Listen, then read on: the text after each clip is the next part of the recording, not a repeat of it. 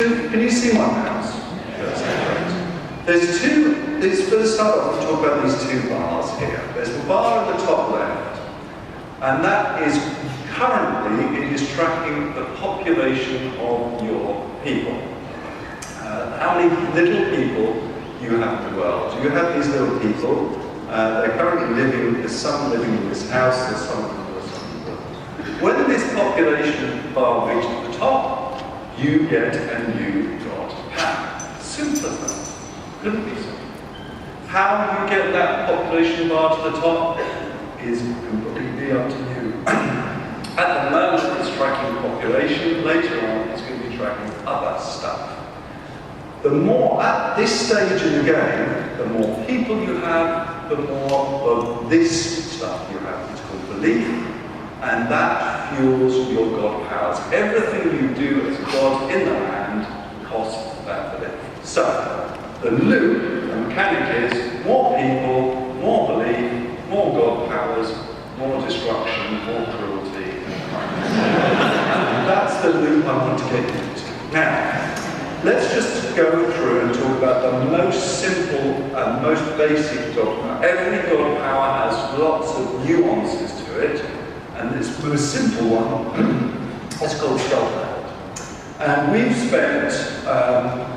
spent 6 months refining and crafting this Scotland mechanic. And if I just can zoom down, I can go over here and just grab this portion of land and then pull it out.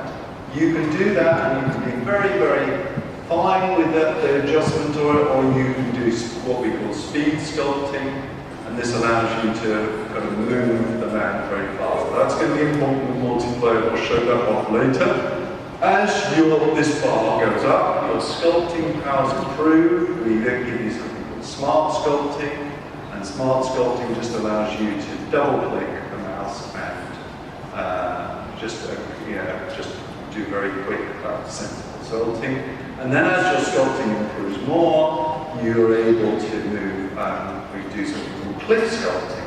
And cliff sculpting will move the entire land around. Now, let's just talk about the crazy simulation stuff. You notice as I'm moving this land out, it's changing the flow of the tides.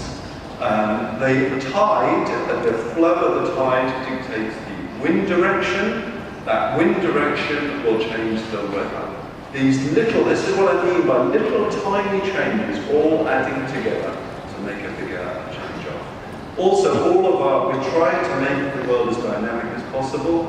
I used to love, as a kid, damming things up. You can, if you want to. You can move this land and you can create a little lake, or you can create a waterfall. I can dam this section. Now, at the moment, water doesn't really mean anything to you. The little people like water, but it has no consequence. Later on, we